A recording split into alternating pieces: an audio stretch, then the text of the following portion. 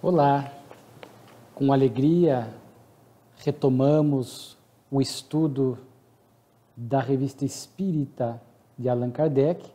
Temos feito o estudo cronológico, sequencial. Felizes por vocês que nos acompanham pelas redes sociais, pelo YouTube ou pelo Facebook e estão acompanhando os nossos estudos. E a grandeza desse trabalho de Kardec, ainda bastante desconhecido no movimento espírita. Hoje nós vamos estudar a revista de maio de 1863. Serão 9 artigos que faremos referência, nos aprofundando em alguns, e temos assuntos bastante interessantes.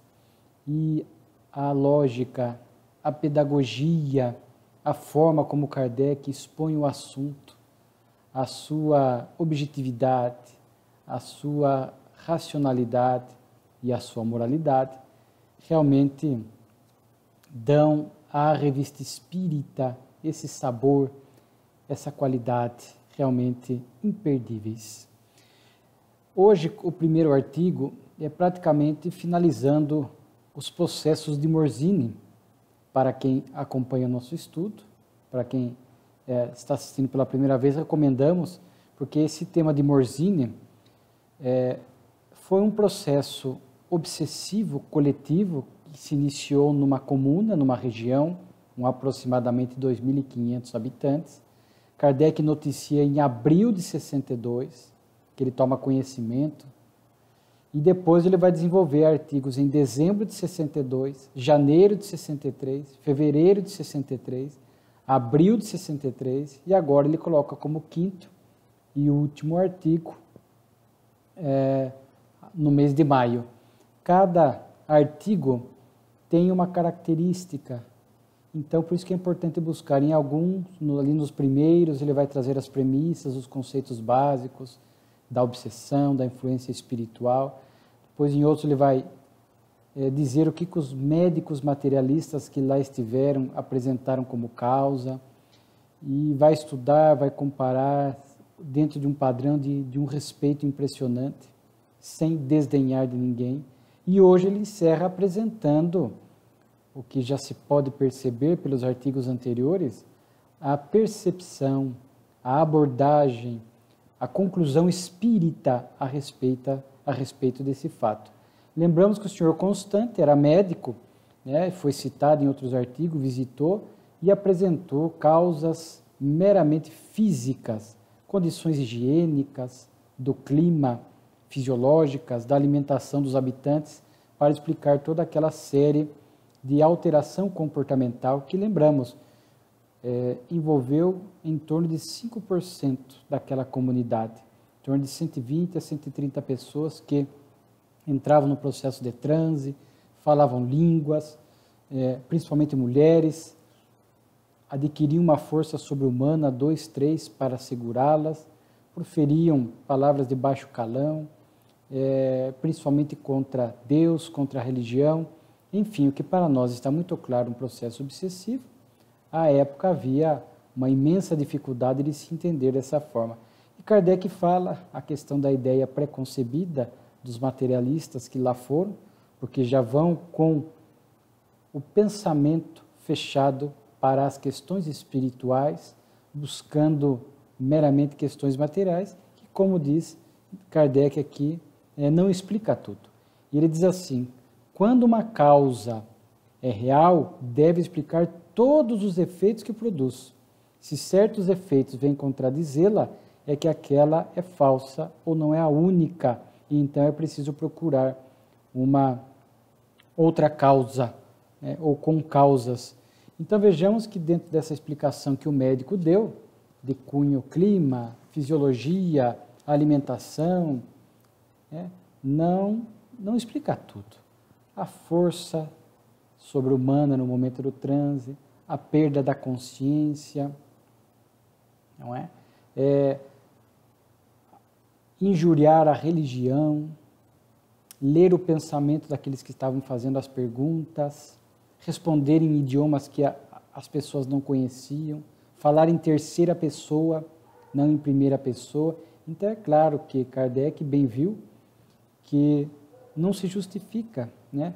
E ele diz assim, é interessante que quando os doentes foram tirar, supostos doentes, né, foram atribuídos uma doença, foram levados a hospitais, asilos, e retiraram daquele local, houve uma cessação do efeito, né? E aí pergunta, se fosse condição alimentar, fisiológica, né, naturalmente que teria que o efeito, em alguma medida, persistir. Então, o Espiritismo busca esta causa racional que atende a todas as indagações. Por isso a fé racional, para nos convencermos de reencarnação, imortalidade, mediunidade, nós vamos refletindo sobre diversos pontos, situações reais da vida e vamos encontrando uma explicação lógica para tudo isso, né? Então, como diz Kardec, aqui ele até cita o momento das mesas girantes, quando surgiram, aquele 1850 aproximadamente na França, na Europa, e acharam que aquelas mesas se movimentando eram produto da eletricidade, do magnetismo, de algum fluido desconhecido, mas quando as mesas começaram a responder perguntas, a demonstrar uma ação independente e inteligente, naturalmente que aquelas causas apresentadas, fluidos, magnetismo, eletricidade, já não mais atendiam àquela situação descoberta. Então, como diz Kardec, foi forçoso buscar uma outra causa, uma causa inteligente, para um efeito inteligente. E hoje nós sabemos que é a influência dos seres inteligentes da criação, os espíritos, né? E aí Kardec diz assim, como uma má alimentação ou um temperamento linfático podem produzir uma antipatia religiosa em criaturas naturalmente religiosas e até devotas, como é que aquelas mulheres, em regra, que eram devotas, que frequentavam um templo religioso, por conta de uma má alimentação, iriam se tornar antipáticas à ideia religiosa? Como explicar a linguagem dos doentes, conforme dissemos, falando sempre em terceira pessoa? Então, Kardec vai apresentando dentro desse bom senso, né? Diz que um outro médico lá esteve, Dr. Chiara, e diz que essa ideia de possessão de espíritos malignos é a imaginação dos doentes. Só que esse último médico descreve quadros clássicos de possessão, né? Espumando de raiva, injuriando a todos. Depois que cessa o transe, a influência, as moças ficavam calmas, voltavam ao natural, né? Durante o transe perdiam a sensibilidade orgânica, podiam ser beliscadas, queimadas e nada sentiam, né? E fora do transe eram moças agradáveis, gozando da plenitude da saúde física, né? Aliás, Kardec já diz que essa narrativa do Dr. Chiara contrasta com aquele estado raquítico e sofredor que o Senhor Constante havia feito. Então já havia uma divergência de relatos entre esses dois médicos. O último chega a dizer que é uma afecção sui generis, ou seja, inconclusivo. É uma afecção que não conhecemos, não temos notícia, como diz Kardec, é a mesma coisa que dizer é um mal que não compreendo, né? Então, para o Espiritismo, conforme falamos, Kardec apresenta isso como um processo obsessivo, e as moças, principalmente, foram levadas para os hospitais de diversos locais e lá ficaram isoladas. Kardec até lamenta, às vezes, os tratamentos da época, a medicina ainda precária, psiquiátrica, né, das duchas, dos sangramentos, desses isolamentos, que daí sim produziam loucuras, por conta, a pessoa está num estado mental em ordem, sem a influência do espírito, levado para um local desse, é claro que a pessoa, com o passar do tempo, vai perdendo a sanidade mental. E por que tiradas houve uma melhora, tiradas do local? Porque no final do artigo nós vamos ter uma mensagem do Espírito São Luís, falando, apresentando a ideia de que os espíritos que invadiram aquela região, maus espíritos, estavam atraídos pelo local.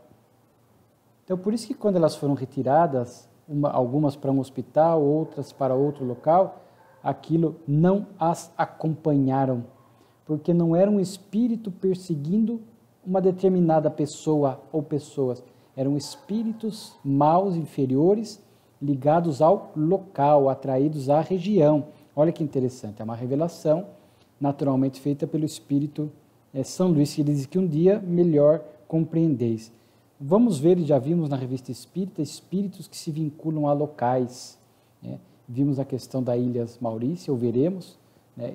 Onde os espíritos começam a obsediar ali, por conta começaram a danificar no local da ilha, derrubar árvores e tal, isso gerou um descontentamento naqueles espíritos que estavam ligados ao local, que acabam motivando uma influenciação obsessiva. Sabemos pela literatura espírita que alguns espíritos ainda não necessariamente maus, mas alguns perturbados, essa faixa da ignorância, acabam ainda apegados a determinados locais, não abandonam a casa de origem, vinculam-se, portanto, a determinados locais e ali ficam.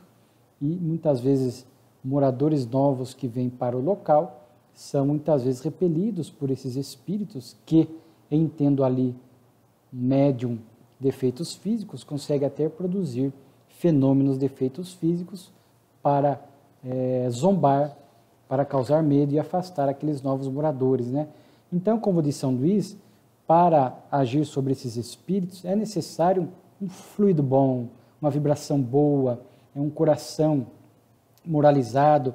Por isso que ele diz aqui que o espiritismo é um bálsamo reparador, porque ao tornar o homem moralmente melhor, o ajuda a sair da faixa de sintonia desses espíritos.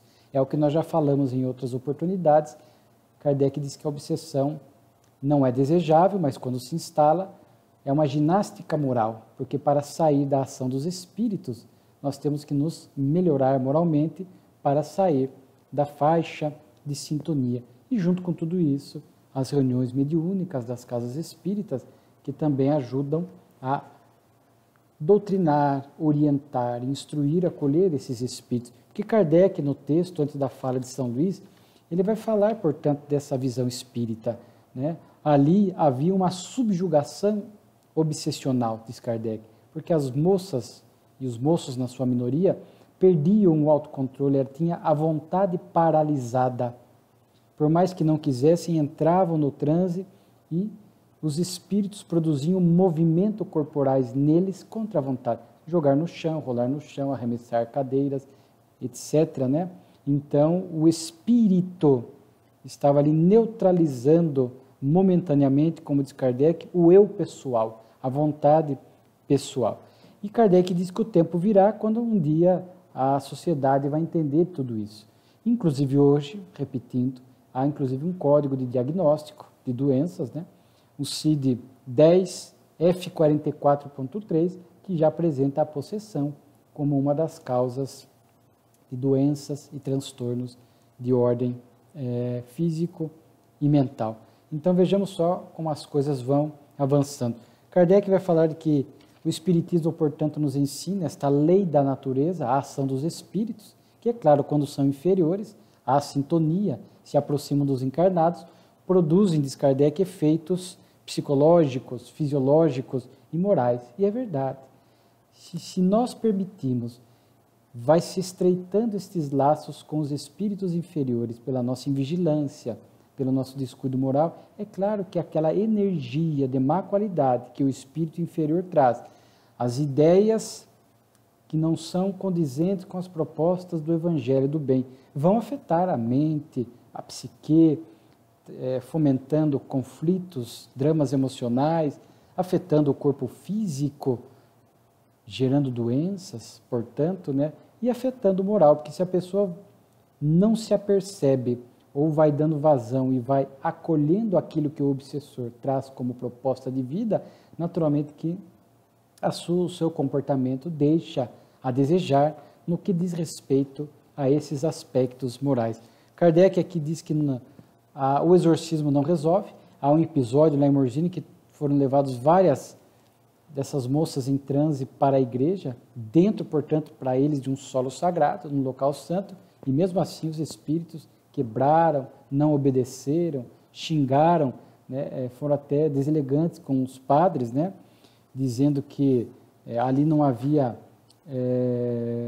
padres santos, né, que faltava-lhes moralidade, porque diz Kardec, para agir sobre esses espíritos, há que ter ascendência moral.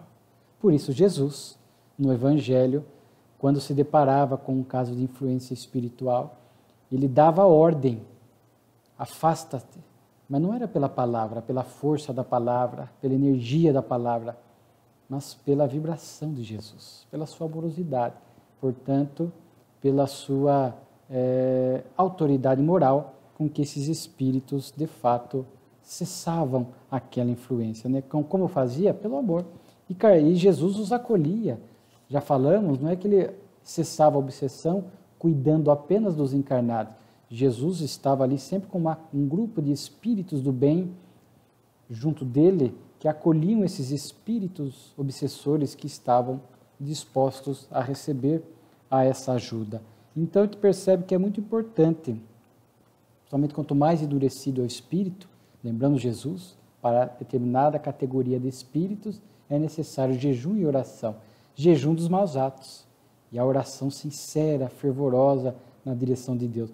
Então, diante de casos de obsessões graves, recomenda-se, né, uma pessoa que tenha conhecimento de espiritismo, que aplique passes e que seja profundamente moralizada. Não adianta conhecer a técnica, mas não ter moralidade, para que a sua vibração, a sua prece sensibilize outros bons espíritos que virão em socorro, a sua boa vibração, a sua autoridade moral possa agir sobre o espírito para que possa ir cessando essa interferência obsessiva. Há casos de exorcismo que às vezes dão certo, mas não é pelo método, pela autoridade moral do religioso.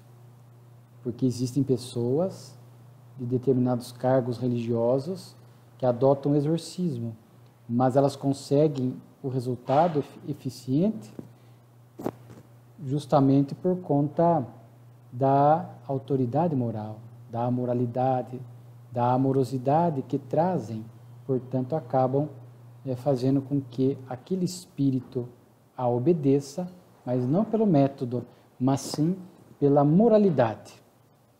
Então, é um artigo bastante completo. Quando nós falamos de estudar a obsessão, essas lições de Morzine são obrigatórias para que nós possamos entender o processo obsessivo, as nuances, os detalhes, os conceitos, como se libertar, como é que se dá. Então, é de estudo praticamente obrigatório quando se fala da temática obsessiva.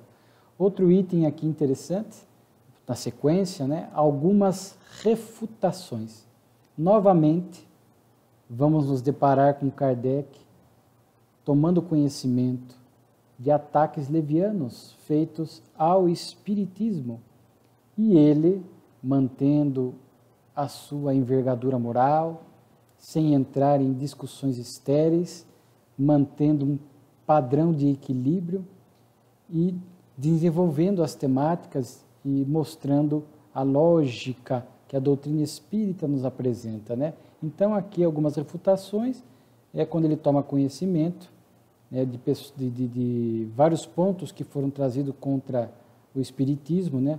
Um deles falando que o espiritismo é uma mistura de horrores que só a loucura pode justificar. Já vários artigos que nós estudamos aqui, Kardec faz referência, né, de que o espiritismo, pelo contrário, previne, né, a insanidade, né, e não a provoca. Outro aqui, um diz assim: nosso século não respeita mais nada, nem as cinzas do túmulo é respeitada, por insensatos que ousam chamar os mortos para conversar com eles. E eis onde chegou este pretenso século das luzes, conversar com os mortos. E aí Kardec vai explicar que o intercâmbio espiritual não era característica daquele século, porque a história de todos os povos conta este contato espiritual, desde que o homem está na Terra, há registros deste intercâmbio.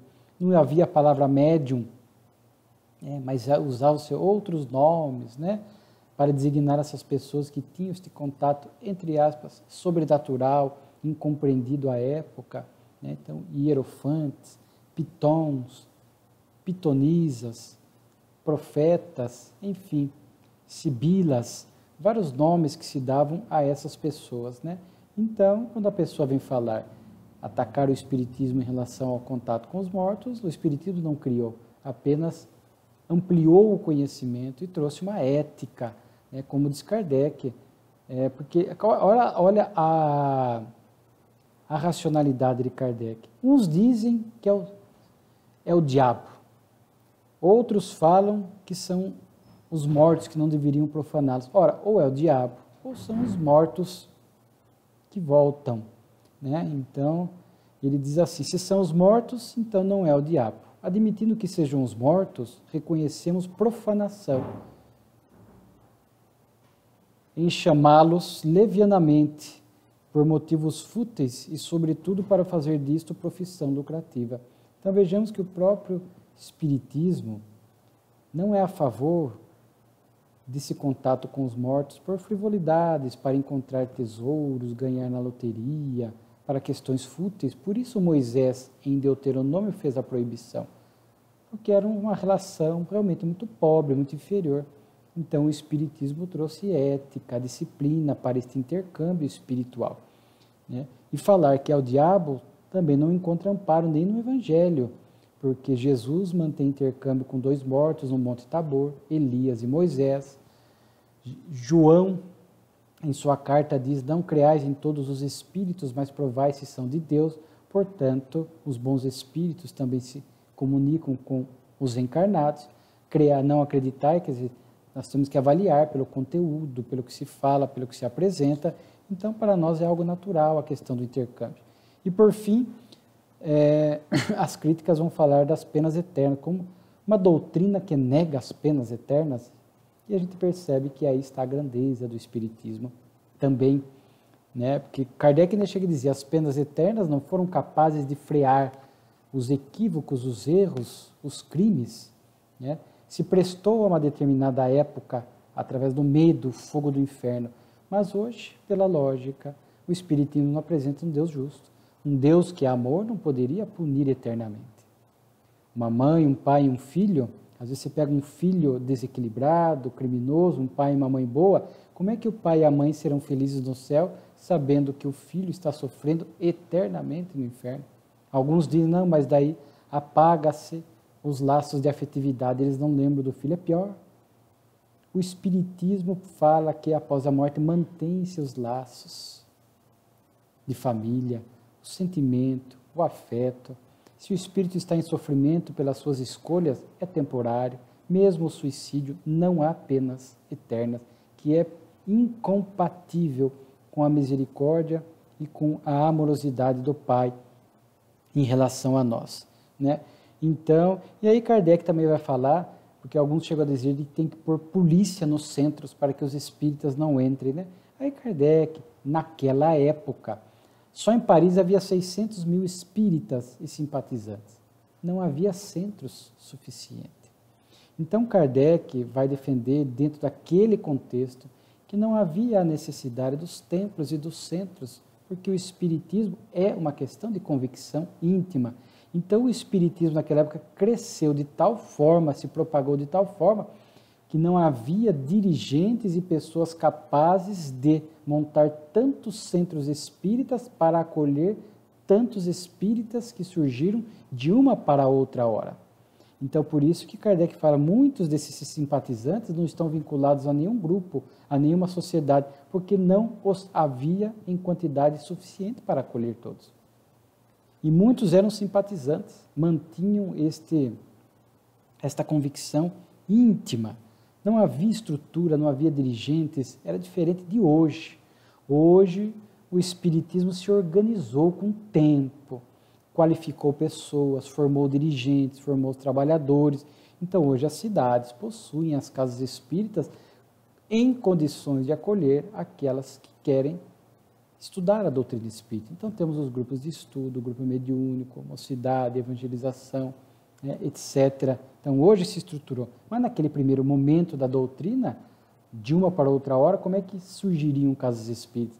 Até a dificuldade de se montar o grupo, local, espaço, né? A Sociedade Parisiense de Estudos Espíritas foi um modelo e uma referência. Grupos familiares foram surgindo em algumas cidades, Lyon, Bordeaux e outros, né? Mas não cresceu na mesma proporção de espíritas. Então era um contexto diferente. Não é que Kardec jamais seria contra o grupo espírita ou a sociedade espírita. Hoje sabemos da importância da casa espírita. Os benfeitores nos apresentam como hospital, escola, oficina de tarefa, de trabalho, um espaço de relacionamento humano, né? Então são contextos, né, diferentes, né? Aquela época, Kardec dizia, as sociedades organizadas não são condições necessárias para a existência do espiritismo. E, de fato, o espiritismo é uma revelação divina, são leis divinas, não prescinde de templos, né? São nós, os espíritas, que por afinidade religiosa nos agrupamos nos templos espíritas pela nossa necessidade de aprendizado, de trabalho, de acolher outros, hospital, escola, oficina de trabalho, né? Mas é muito interessante entendermos a questão do contexto, né? E aí Kardec, mais uma vez, enaltece a doutrina, né? Ao Espiritismo agrada porque não se impõe, é aceito pela vontade e o livre exame, agrada pela doçura, pelas consolações que proporciona nas adversidades, pela inabalável fé que dá no futuro, na bondade e na misericórdia de Deus. Muito bonito o texto de Kardec. Palestras familiares de além-túmulo, próximo artigo, o espírito Philibert Vienno. Muito bonito, porque é um marido que vem cumprir uma promessa à esposa. O casal havia dito que o primeiro que desencarnasse viria dar notícia, né? Então, ele vem e traz assim uma comunicação muito interessante. Aí a gente vê esse lado consolo da doutrina espírita, né? Ele conheceu o espiritismo junto com a esposa, daí a promessa, né? E ele vem falar da felicidade agora daquele outro mundo, agradecer a esposa, dizer o quanto a ama, olha aí os afetos que permanecem após a desencarnação.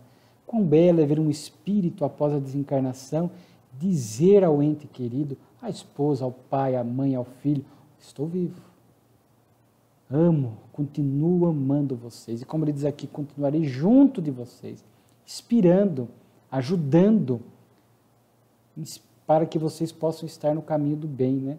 Então, ele, num primeiro momento, esse espírito vai falar da alegria dele no mundo espiritual, né? Estou de posse de uma força desconhecida pelos homens. A imensidão nos pertence. Posso compreender melhor e melhor amar-te. Olha que interessante. Que bonito ele dizendo isso para a esposa, né? Força desconhecida é essa força moral que a doutrina espírita trata, esta fé racional, a certeza da vida futura, né? A verdadeira pátria nossa que é o mundo espiritual, né? Então vejamos essa força moral que realmente a doutrina traz, essa visão transcendente da vida, né? E para melhor amar-te, o espírito do lado de lá terá condições de ajudar aqueles que aqui ficam, né? Quanto mais equilibrado o espírito está, melhor ele tem condições de amar e ajudar, vir inspirar, porque se o espírito está perturbado, está desequilibrado, fica difícil, é um espírito carente de ajuda e não em condições de ajudar. Então ele fala, hoje eu posso compreender melhor e melhor amar-te, melhor te ajudar, né? Quero que você sempre seja corajosa, no bem, boa e sobretudo espírita, ou seja, viver no cotidiano as diretrizes da doutrina, né? Então ele fala um pouco da chegada lá no mundo espiritual, quanto foi suave, porque era uma pessoa moralizada, né? Tal vida, tal morte, tal despertar. E ele vai falar dos espíritos que o acolheram, né? Isso é muito bonito, essa narrativa dos bons espíritos acolhendo, das boas regiões. E é interessante que aqui ele vai falar assim de Kardec, obrigado pela vossa bondade, Senhor Kardec, Não poderíeis ter feito melhor. Os que choram os ausentes necessitam do Espírito de Deus, mas também do apelo de outros espíritos benevolentes. E os espíritos devem sê-lo. Vossa prece comoveu muitos espíritos levianos e incrédulos, que são testemunhas invisíveis de vossas sessões. Vós fazeis ao nosso mundo, com frequência, o bem que dele recebeis. Então, este espírito agradece a Kardec, porque ele nota os efeitos positivos da prece do grupo, do Kardec, aos espíritos em sofrimento no mundo espiritual. Inclusive, Kardec vai observar, vai falar que julgamos no dever de publicar a prece acima referida. Então, é uma prece que Kardec fazia. E é prece pelas pessoas que foram estimadas.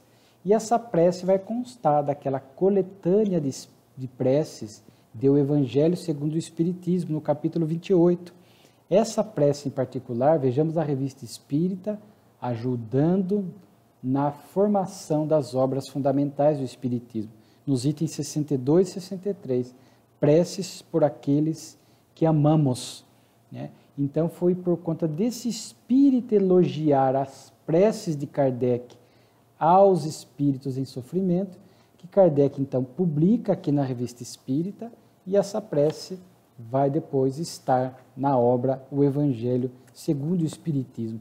Eu gosto, assim, às vezes de buscar, quando há esta correlação, como é que determinado tema surgiu na obra básica. E estando na Revista Espírita, a gente pode identificar a origem, por que surgiu, como surgiu, qual o contexto, né? Então, e essa prece é muito bonita. Vale a pena buscar como uma prece modelo, né? Uma prece modelo, referência, para as pessoas que têm, às vezes, dificuldade numa prece de improviso, de coração, que às vezes estão em sofrimento, não conseguem, naquele momento, concatenar o pensamento. São preces para esses momentos, com certeza. Então, muito bonita essa comunicação desse espírito. E ele diz ainda, por favor, dizei à minha mulher que minha presença não lhe faltará nunca. Trabalharemos juntos o seu progresso espiritual. Então, olha o quanto a visão espírita fortalece os laços de família por essas afinidades espirituais que se projetam e vão além da vida corpórea que nós, enquanto estamos no corpo, observamos, né? É muito bonito esse item. Depois nós temos terrível argumento contra o espiritismo, novamente uma história contada para tentar, num sermão religioso, para tentar denegrir o espiritismo, mas naturalmente que pela natureza da história, a mulher demonstrava que não era espírita, não tinha um conhecimento pleno, correto, adequado do espiritismo, né? A história até assim, é meio cômica, tragicômica, né? Há 3 semanas uma senhora perdeu o marido. Apresentou-se um médium para lhe propor uma conversa com o morto e talvez vê-lo. Olha os exploradores, que Kardec sempre foi contra. A visão não se deu, mas o morto, seu marido, explicou à sua mulher, pela mão do médium, que não foi julgado digno de entrar no repouso dos bem-aventurados. Na visão espírita não há repouso dos bem-aventurados. Há progresso e trabalho no mundo espiritual. Se o Pai trabalha e Jesus trabalha, por que nós vamos querer repouso, né? Adivinhe onde? Ele diz assim, e se viu obrigado a reencarnar imediatamente para expiar os pecados. Adivinhe onde? A 1 quilômetro da casa da mulher, na casa de um moleiro, na pessoa de um jumentinho, surrado a chicotadas. Julgai da dor da pobre senhora que corre ao moleiro, abraça o animal e propõe comprá-lo. O moleiro foi duro no preço, mas enfim cedeu ante um bom saco de moedas. E desde 15 dias... mestre ocupa um cômodo especial na casa da senhora, cercado de cuidados jamais desfrutados por seus semelhantes.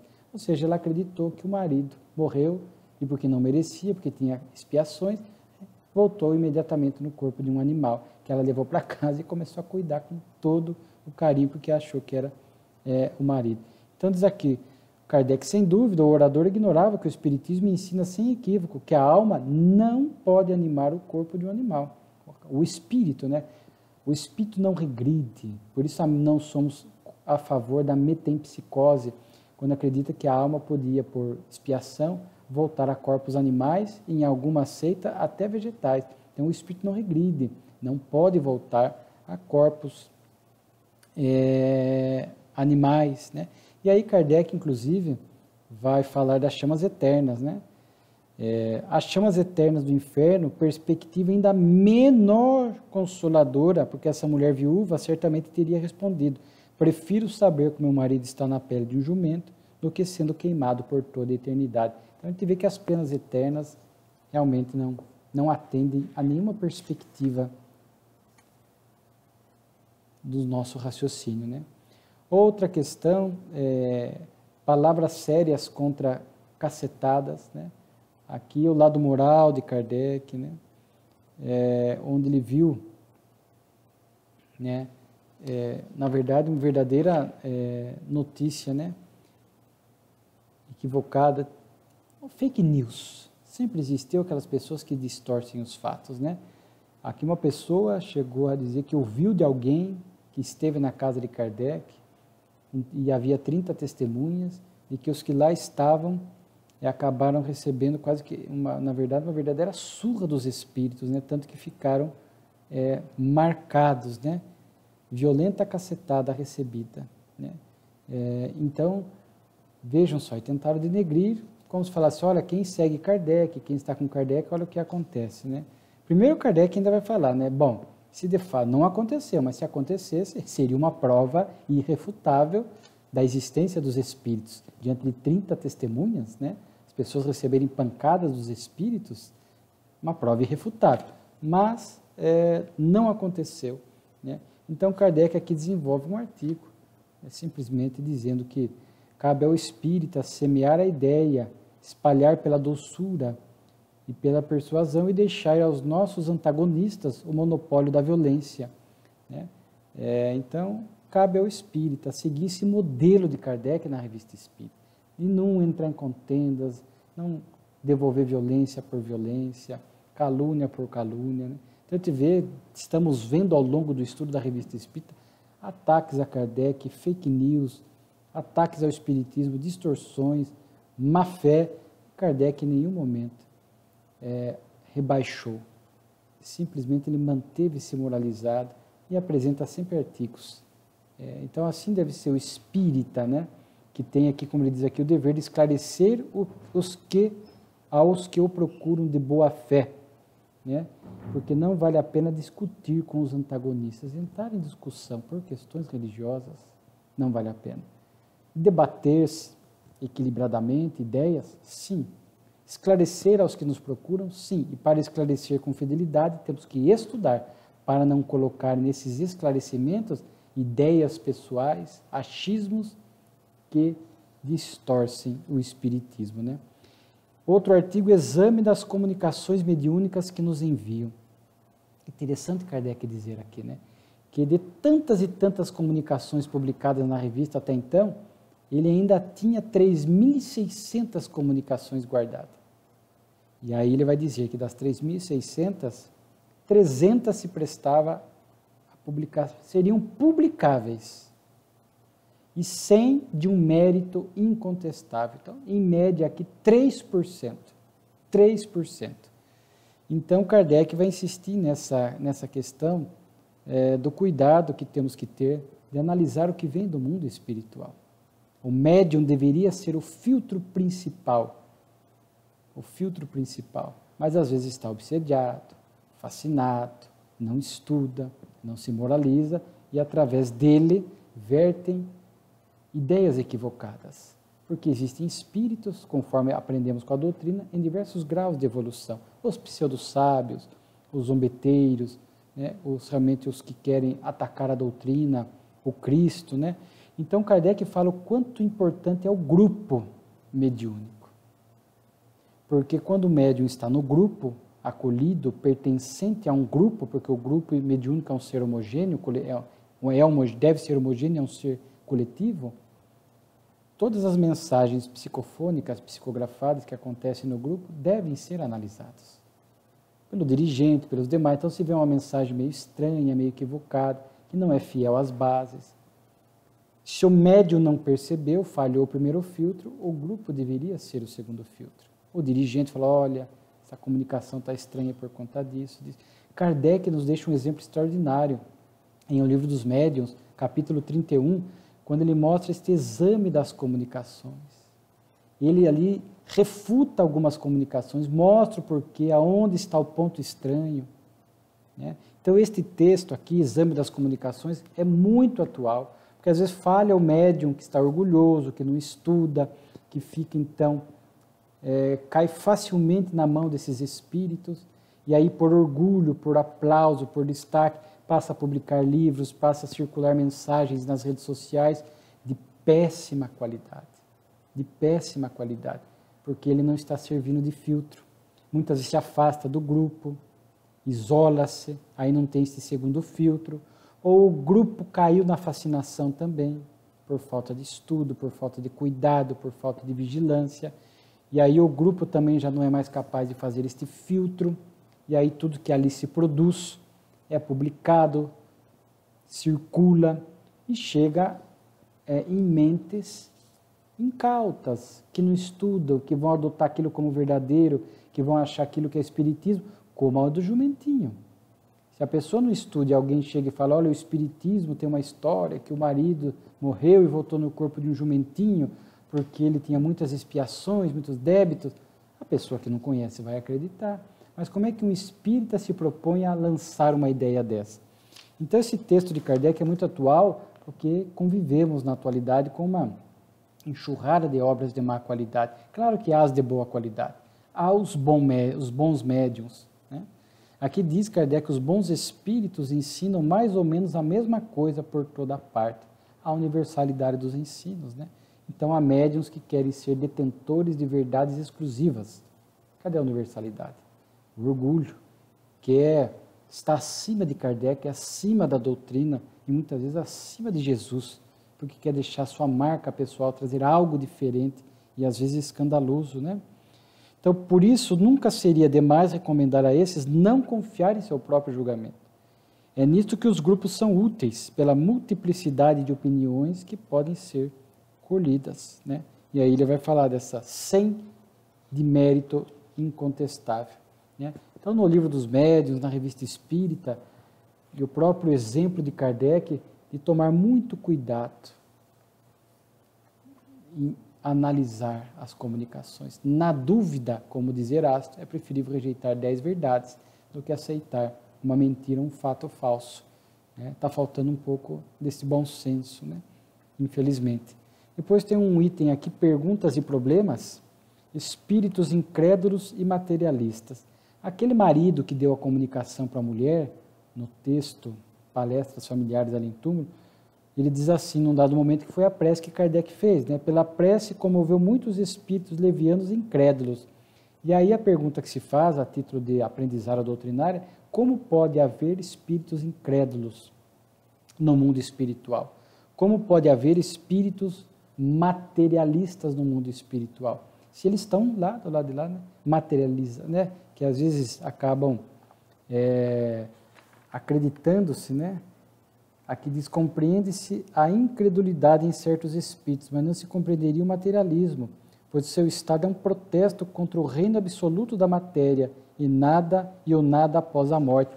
Então é interessante isso, né? Como há espíritos incrédulos, espíritos materialistas, materializados, né? Então, Kardec diz aqui num ponto, né? E aqui são respostas, né? O primeiro que veio responder é aquele espírito mesmo, Vianot.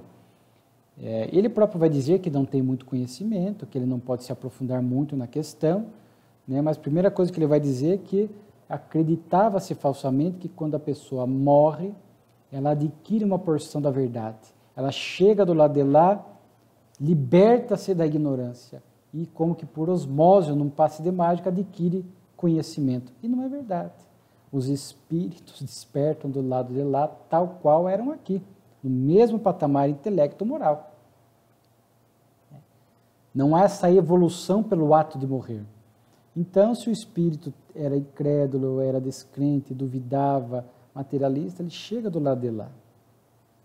E às vezes ele, mesmo chegando do lado de lá, mesmo estando no mundo espiritual, mas ele é tão materializado, os seus gostos, as suas buscas, ele tem um corpo espiritual. Nós veremos tudo isso porque depois virão respostas de Erasto e Lamennais, que vão falar um pouco disso, né? Primeiro que ele tem um corpo perispiritual, e se ele é grosseiro, ele vai olhar, vai achar que é o corpo, não vai perceber que morreu, não vai aceitar a morte, vai achar que está vivo, vai achar que é material, ele está olhando-se, vendo este corpo perispiritual, grosseiro, né? Grosseiro, né? E o corpo físico é uma pálida cópia, né? Do corpo espiritual, né?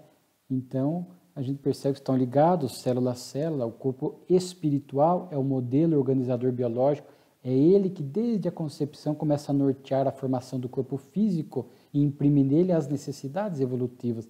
Então há uma similitude. Então ele olha, vê braços, as mãos, né? O corpo espiritual com a aparência idêntica do corpo e tal, ele vai achar-se vivo, né? Então é por isso. E muitas vezes, diz aqui Erasto, preso aos laços da materialidade. Não se libertou, continua com alcoolismo, tabaco, sexo, a alimentação desregrada. Então eles continuam com essas tendências do lado de lá.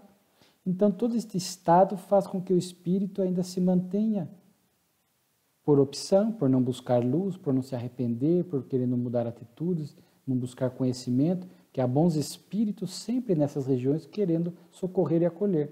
Mas muitos espíritos preferem manter-se na ignorância, manter-se nesse estado de vida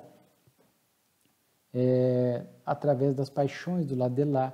Então, eles lá no mundo espiritual vão buscar ambientes que eles gostavam de frequentar, aonde há o sexo desregrado, aonde se estimula os vícios, vinculam-se aos encarnados pelo processo obsessivo, procuram pessoas que têm hábitos idênticos ao deles, porque eles se aproximam e nesse perispírito a perispírito, eles registram a emanação do álcool, das drogas, né? Então eles têm assim uma leve sensação de como se estivessem fumando, bebendo. A gente usa um exemplo bem simplesinho, né?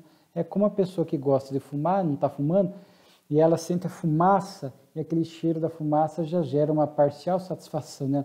Ai, a fumaça do cigarro, que gostoso, né? Então é como se eles exalassem esse vapor, né? Ou essa emanação grosseira que emana dessas atividades materiais, e registram algum nível de contentamento e de satisfação, né? Então diz aqui, aprisionados na carne, morrem, mas não desencarnam, como ensina Filomeno de Miranda na obra Reencontro com a Vida de Divaldo Franco. Morrer é biológico, desencarnar é desligar-se das coisas da terra. Muitos morrem e não desencarnam, presos às questões da terra, questões familiares, apego afetivo, não abandonam o lar, não abandonam os vícios, as paixões, a posse, o dinheiro, o desequilíbrio, eram descrentes, olham o corpo, então geram todos esses estados de perturbação no além-túmulo. Mas há socorro para todos. E, à medida que esses espíritos entram em condições de serem socorridos, por mérito, por se arrependerem, por orarem, eles são acolhidos e esclarecidos, né? Então não é achar que morreu e desperta do lado de lá, milagrosamente bom, com conhecimento. Se era incrédulo, vai despertar do lado de lá com uma fé forte. Se não era moralizado, vai despertar moralizado. Não, a morte não faz santos. São as nossas atitudes, as nossas escolhas, a nossa mudança que vai forjando em nós esta mudança, vencendo o homem velho, construindo o homem novo, né? Então, muito interessante essa proposta, né? Mas muitos espíritos que aceitam o nada, ficam dormindo do lado de lá, como diz André Luiz, na obra Nosso Lar, acreditavam no nada, ou acreditavam no sono eterno e depois no despertamento para o juízo final. Então, condicionaram-se a pensar dessa forma, e do lado de lá, às vezes despertam com esses condicionamentos que demandarão muito tempo, e muito tato, e muita sensibilidade dos benfeitores, porque os benfeitores não veem uma luz que cega apresentar um conhecimento que o espírito não está em condições de assimilar. Os benfeitores respeitam e com pedagogia e tempo vão cuidando, acolhendo e despertando esses espíritos para as suas realidades, para as verdades das leis divinas, né? Então é muito interessante também esse artigo. E Kardec encerra com notícia bibliográfica, fazendo menção a alguns livros, brochuras, né, que guardam afinidades com as ideias espíritas, né?